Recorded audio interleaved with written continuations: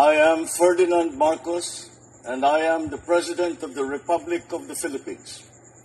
I stand today on behalf of 110 million Filipinos. Nitong nagdaang taon at buwan, hinarap natin ang mga hamon ng kalikasan. Malalakas na bagyo, magkakasunod na lindol, pagputok ng bulkan, at mga pagbaha. Sa gitna nito, naging matibay na sandigan ng bayan ang ating mga military at uniformed personnel o MUP.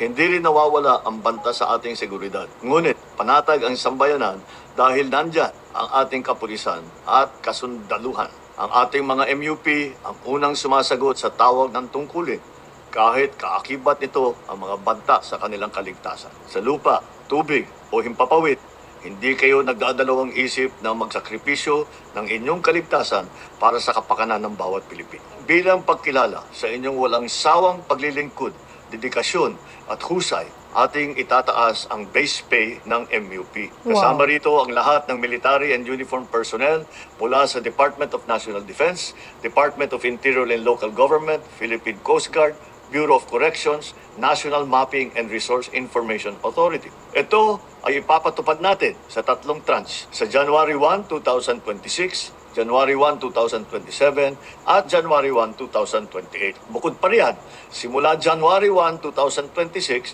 ang subsistence allowance ng lahat ng MUP ay magiging 350 pesos na kada araw. Naniniwala ang administrasyong ito na ang mga nagtatanggol sa bayan ay nararapat rin protektahan ng pamahalaan. Makatarungan sahod at sapat na suporta, ito ang handog ng sambayanan sa ating mga tagapagtanggol. Mabuhay po kayo. Mabuhay ang bagong Pilipinas. Narinig nyo yung sinabi ng Pangulo? Sabi sa inyo Talaga naman Aba, congratulations sa ating mga men in uniform. Naku, talaga po. Sosyalin. Maagang pamasko yan, Mr. President. Walang labis, walang kulang. Lahat po ng men uniform, may PNP, may AFP, ano pa. Diba? Saan kayo makakita niyan? Alam niyo naman ang Pangulo, pag December, maraming regalo. Hindi lang December yan guys buong taon hanggang sa sunod na taon, hanggang, sa mga taon pa na mga darating.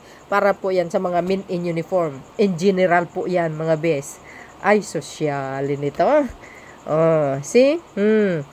So, dahil dyan, mga beswa, ito po basahin po natin naman. Sabi dito, naniniwala ang administrasyong ito ng mga ang mga nagtatanggol sa bayan ay nararapat ding protektahan ng pamahalaan. Yes. Makatarungang ang sahod, sapat na suporta, ito ang handog ng sambayanan sa ating mga tagapagtanggol. Woohoo! Shout out sa ating mga men in uniform. Diba sosyalin? And of course guys, pasalamat din naman tayo kay Pangulong Marcos Jr. sapagkat itong Pangulo na ito wala na lang ginawa kundi, magbigay ng tulong sa ating mga kababayan, hindi lang sa mga mahihirap, pati sa mga men in uniform na dagdagan ng sahod, yung mga allowance nila. Wow, matindi ito.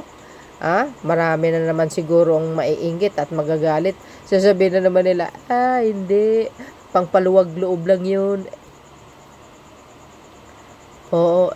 Di ba mga kababayan? Ganon yung mga yung mga DDS. Totoo 'yun. Ay, ano lang 'yan, pampaluwag loob lang 'yan. Di ba? Alam nyo, kahit walang pampaluwag loob 'yan, ang Pangulo suportado talaga ng mga yan, ng kasandulaan. Remember, Commander-in-Chief 'yan. In general po 'yan.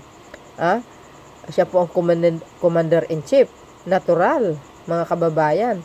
Bakit kailangan pang aklas yung mga yung mga kasunduluan para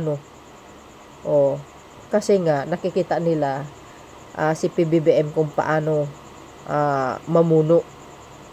Tanging bukod si PBBM magaling talaga siyang mamuno.